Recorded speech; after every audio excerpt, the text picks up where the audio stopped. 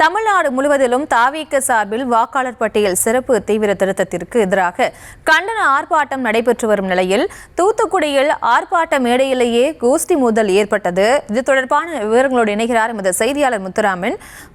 வணக்கம். மேலும் விவரம். வணக்கம்.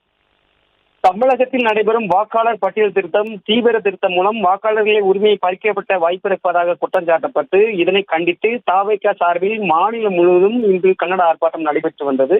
அதன் ஒரு பகுதியாக தமிழக வெற்றி கழகம் சார்பாக தமிழக மக்களின் வாக்குரிமை பறிக்கும் வாக்காளர் பட்டியல் சிறப்பு திருத்தம் எஸ்ஐஆர் குளறுபடிகளை எதிர்த்து தூத்துக்குடி சிதம்பரம் நகர் பேருந்து நிலையம் எதிரே கண்டன ஆர்ப்பாட்டம் நடைபெற்றது.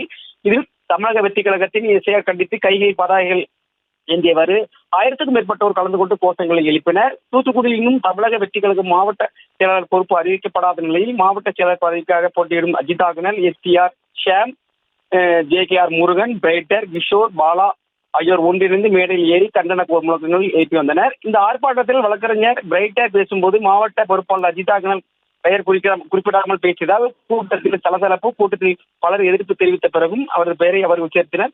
இதனால் ஆர்ப்பாட்டத்தில் சிறு நேரம் பரபரப்பானதுக்காக காட்டப்பட்டது. இந்த ஆர்ப்பாட்டமாக விவுடி சிக்னல் அருகே ஒரு 1000க்கும் மேற்பட்டோர் இந்த ஆர்ப்பாட்டத்தில் கலந்து கொண்டு எதிர்ப்பை தெரிவித்தனர்.